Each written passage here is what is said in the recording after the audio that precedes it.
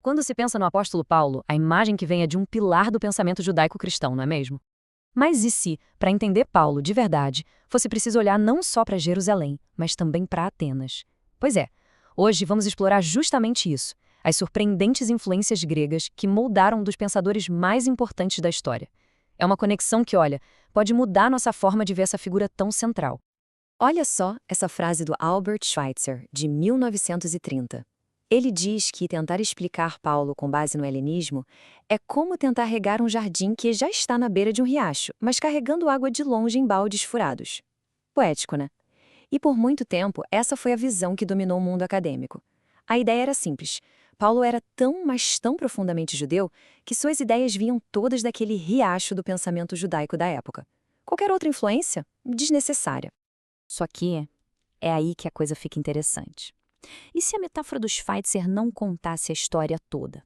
E se o próprio riacho já estivesse correndo com água grega? Pensa nisso. E se aquele judaísmo da época de Paulo já estivesse, há séculos, misturado com a cultura e a filosofia grega? Essa pergunta muda tudo.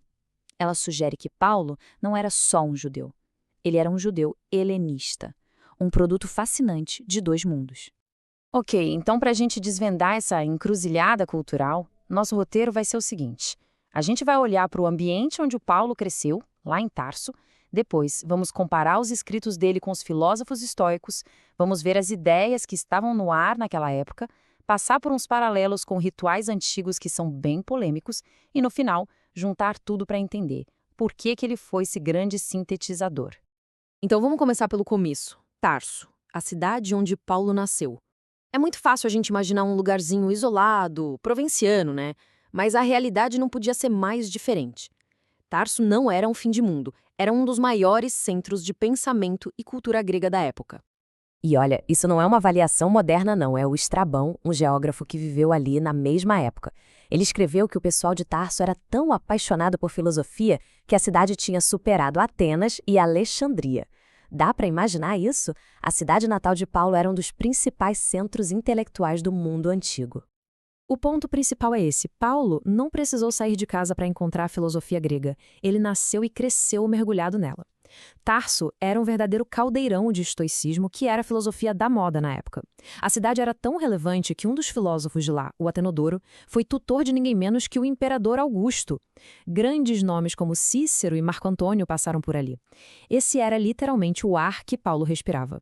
Beleza, então já entendemos o cenário. Agora vamos pro vamos ver. Vamos mergulhar nas evidências diretas, nos textos mesmo. E quando a gente coloca os escritos de Paulo lado a lado com a filosofia estoica, as semelhanças não são pequenas, não. Elas são impressionantes. A gente vai focar em 5 pontos principais onde o pensamento de Paulo e o estoicismo se encontram. A ideia de autossuficiência, a comunidade vista como um corpo, a importância da paciência e da perseverança, a noção de que o vício já é a própria punição e, por fim, o universalismo. Olha só que incrível! De um lado, Paulo escreve, aprendi a ser autossuficiente. Do outro, o filósofo estoico Epicteto reflete o que me falta. Parece que eles estão falando a mesma língua, né? E é porque, de certa forma, eles estavam. Os dois estão falando do ideal de autarcia, aquele contentamento que vem de dentro, que não depende do que acontece lá fora. E o mais chocante, Paulo usa a mesmíssima palavra grega que os estoicos usavam para essa virtude. Vamos para outra. A metáfora da comunidade como um corpo. Essa era uma imagem super comum para os estoicos. Eles usavam para falar do Império Romano. Sêneca, por exemplo, fala isso para o imperador Nero. Aí vem o Paulo, e o que ele faz é genial.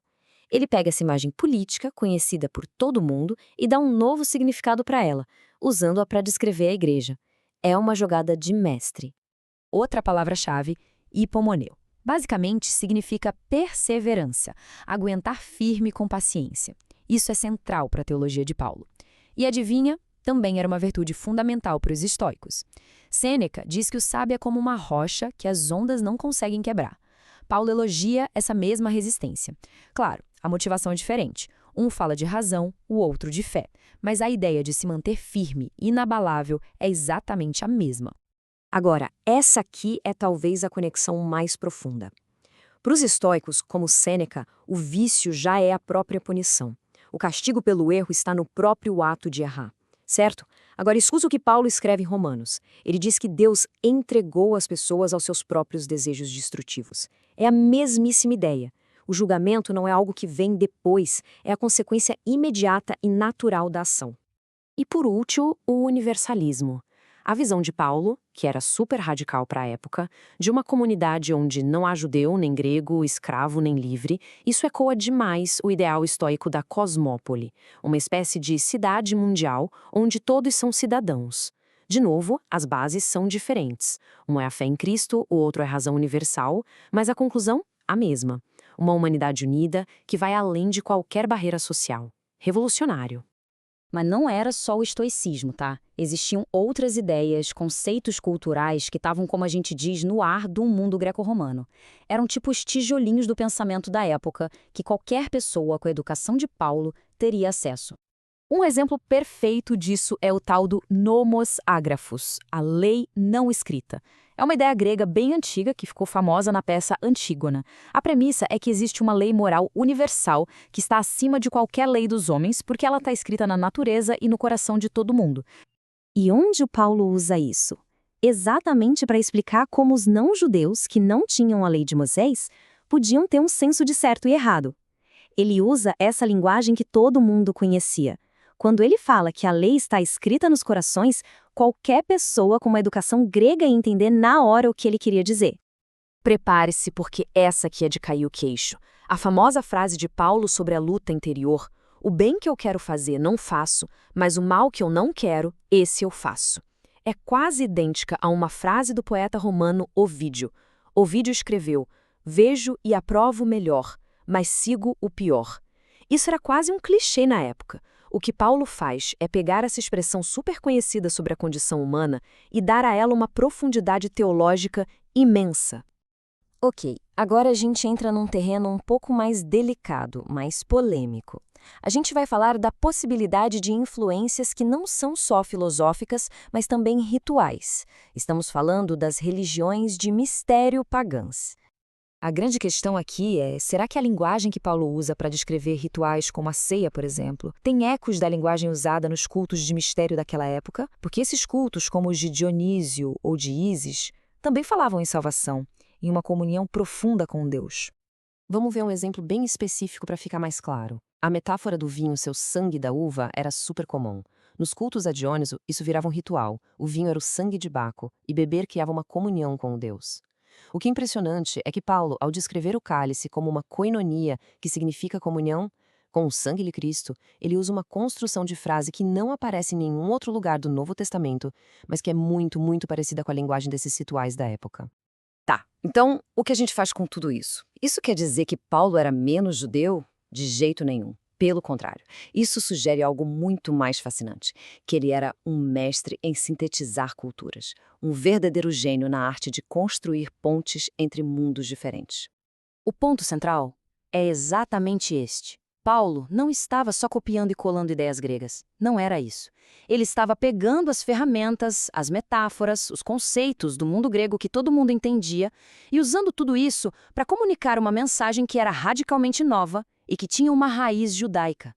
É como se ele estivesse colocando um vinho novo e muito forte em garrafas antigas e conhecidas. Sabia que hoje em dia a gente tem um nome para isso? Chama-se inculturação. É a arte de adaptar uma mensagem para que ela faça sentido dentro de uma cultura específica. E Paulo era um mestre nisso. Quando ele fala que se fez grego para os gregos, não era para abrir mão da sua mensagem, mas sim para torná-la compreensível, relevante e, acima de tudo, poderosa para quem estava ouvindo.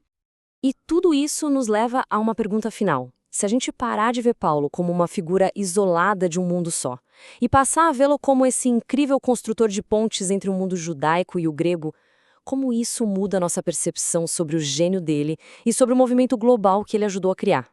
A resposta talvez mostre que as maiores ideias da história não nascem do isolamento, mas sim do encontro entre mundos.